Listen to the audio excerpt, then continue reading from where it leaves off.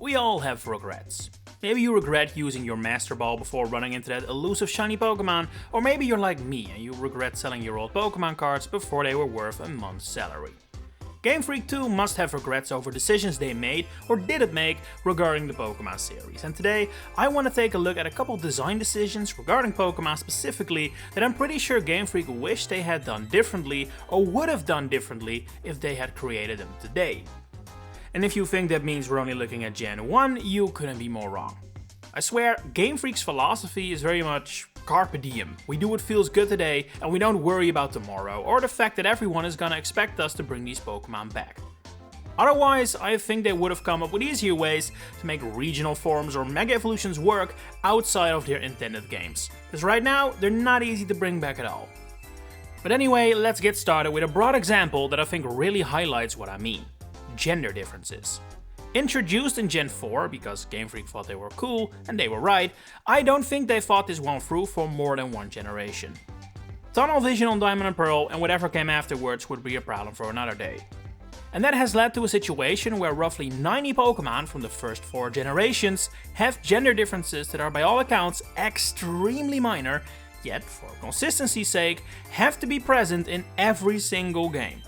Which means that not only is there now a huge discrepancy in the number of Pokémon with gender differences, depending on how old the Pokémon are, with roughly 90 from the first 4 generations and around 10 from 5 generations afterwards, all those 90 Pokémon also have double the number of models in the 3D games, which takes a lot more effort to make and animate and all that good stuff than sprites did back in Gen 4.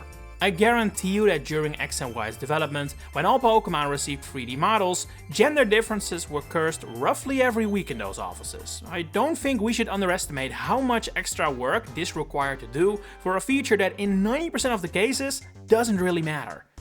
Is it neat that male and female Toxicroak have different size vocal sacs? Sure. But is it in any way, shape or form important? No. But because there are several Pokémon where these gender differences are important, Game Freak can't really axe the idea. Pikachu and Eevee have seen their gender differences played up a lot, Wobbuffet is unmissable, and Hippopotas and Hippowdon are essentially the poster child of it. In fact, I wouldn't be surprised if Hippowdon solely is keeping the whole Gen 4 standard alive, by having a difference that is simply too big to get rid of and ditching everything from Gen 4, but Hippowdon is also kinda weird. But there's one thing I'm willing to put money on, Game Freak has to regret ever introducing this. They never did more with it, yet they have to keep putting it in every game for basically no benefit at all. And when talking about gender differences and things Game Freak surely regrets, we have to look back at Gen 1 and the Nidoran family. At the time, the way Nidoran was implemented made sense. It was simply impossible to do gender differences like we know them on the good old Game Boy. That was just not happening. But it has led to a situation where Game Freak has to regret the way the Nidoran were handled.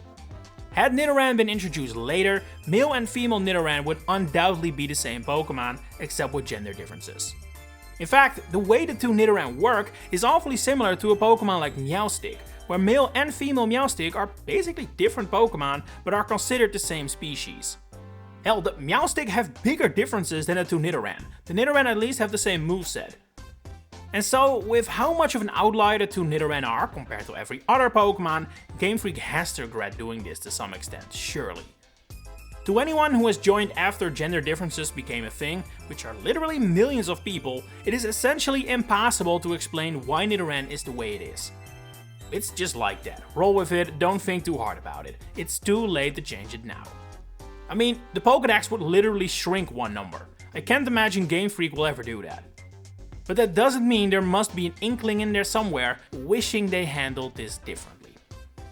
And while I don't want to spend too much time talking about it, because it's two stories we've all heard a gazillion times, when talking about things Game Freak wished it handled differently, we cannot go without mentioning Jynx and Kadabra.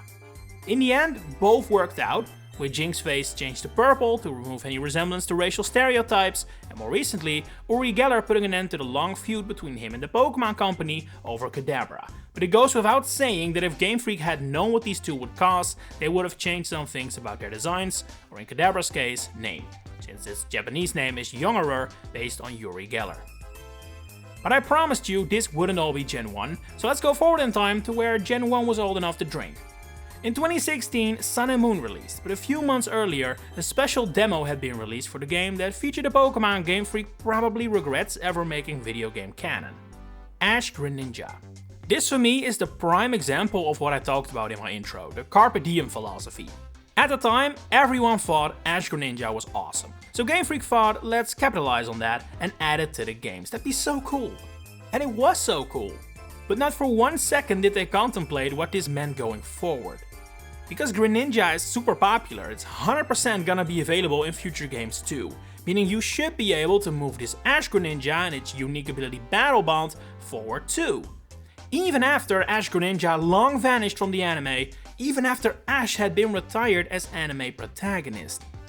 To this day, this special demo Greninja can still be used in the latest games. And that lack of foresight has led to one of the strangest forms in Pokémon history. As of the moment of writing, Ash-Greninja is the only Pokémon form to have ever just been outright removed. Greninja can still have Battle Bond, and the ability still has effect, but the form that is Ash-Greninja does not exist anymore. And unlike other forms that appear to be stuck in their origin game, like Ultra Necrozma, it's never coming back either. By all accounts, this is an anime-exclusive form or Pokémon like there have been so many. Crystal Onyx, the clones from the first movie, Pink Butterfree, the list goes on.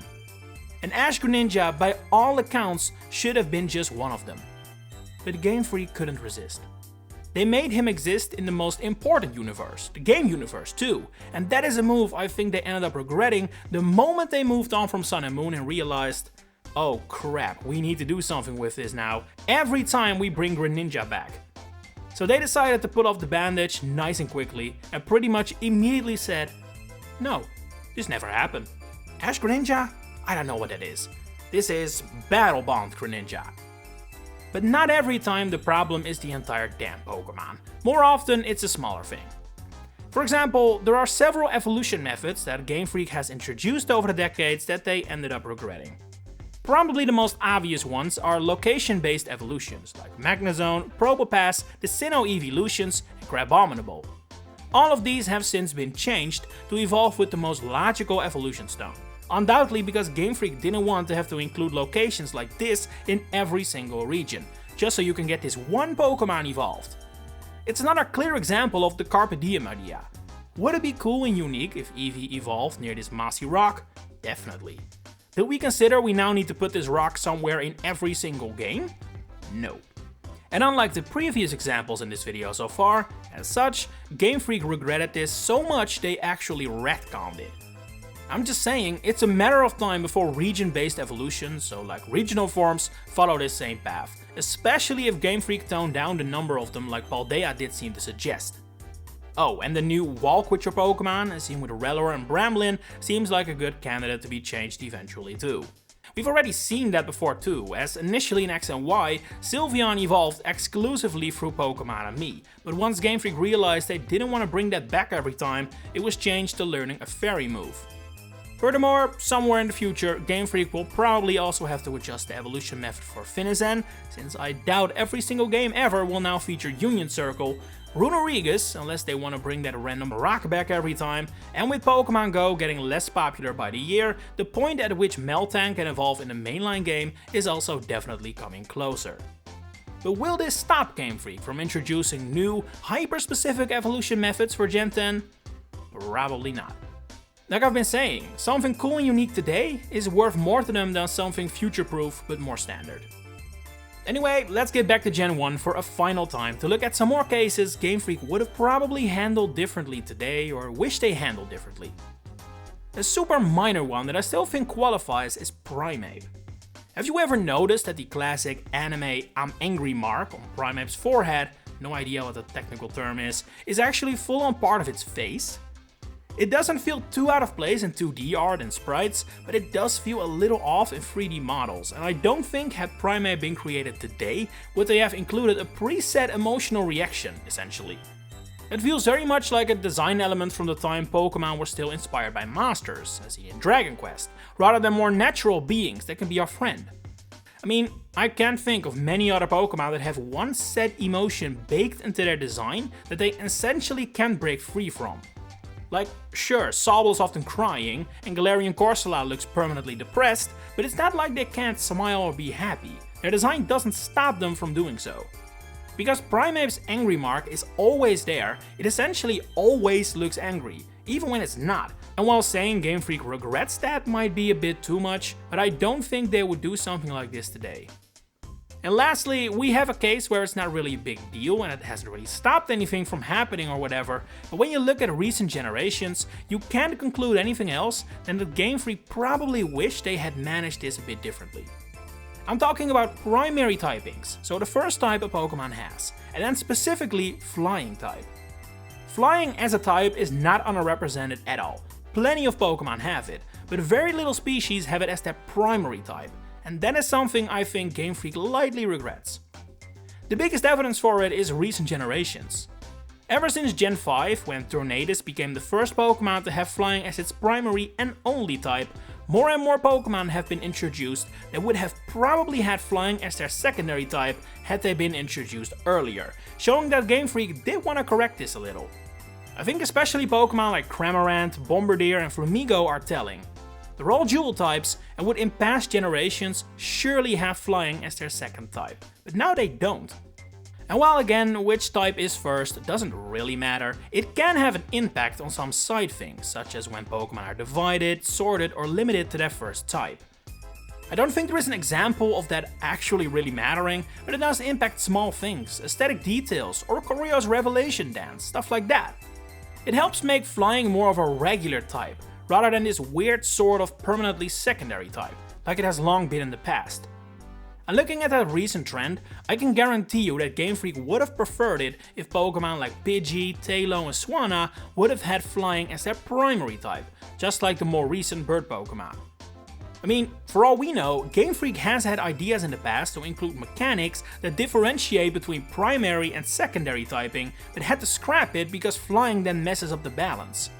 We cannot rule that out, it wouldn't necessarily surprise me.